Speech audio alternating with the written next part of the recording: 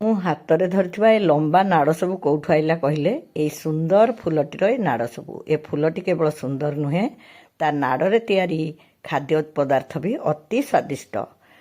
ଯେମିତି ଆମେ ସଜନା ଛୁଇଁରୁ ଚୋପା ଛଡ଼ାନ୍ତି, ସେମିତି ଏ ନାଡ଼ ଗୁଡ଼ିକର ଚୋପା ଛଡ଼େଇ ଦିଅନ୍ତୁ। ମୁଁ ଆଜି ଆପଣମାନଙ୍କୁ ୟାର ବରା ବା ପିଠଉ କରିକି ଦେଖାଉଛି। ସେଦିନ ହଠାତ୍ ମୁଁ ନାଡ଼ ପାଇଲି, ତେଣୁ ଚାଉଳ ବତୁରେଇ ନଥିଲି। ଆପଣ କେବଳ ବେସନ ନ କରିକି ଯଦି ଚାଉଳ ବଟାରେ କରିବେ ଆହୁରି ସ୍ୱାଦ ଲାଗିବ। ମୁଁ ତରତରରେ ଟିକେ ବଟା ମସଲା, ଟିକେ ବେସନ, ଟିକେ ଲଙ୍କା ଲୁଣ ହଳଦୀ ଗୁଣ୍ଡ ପକାଇ ଏଥିରେ ବରା କଲି। ଆଉ ଆପଣ ଯେବେ କରିବେ ବହୁତ ସ୍ୱାଦ ଲାଗିବ। ଆଉ ବାକି ନାଡ଼କୁ ଆଳୁଦମରେ ଭାଜିକି ପକାଇଦେଲି। ଉଭୟ ଖୁବ୍ ସ୍ୱାଦିଷ୍ଟ ଥିଲା। ଏହା ସ୍ୱାସ୍ଥ୍ୟପ୍ରଦ ମଧ୍ୟ। ଆପଣମାନେ ଥରେ ୟାକୁ ବନାନ୍ତୁ, ଖାଆନ୍ତୁ। ଯଦି ଆଗରୁ ଖାଇଛନ୍ତି ମୋତେ ଜଣାଇବେ, ନଚେତ୍ ବନେଇକି ଖାଇଲା ପରେ କହିବେ କେଡ଼େ ସୁଆଦିଆ ସୁନ୍ଦର ଫୁଲର ନାଡ଼ ତରକାରୀଟି।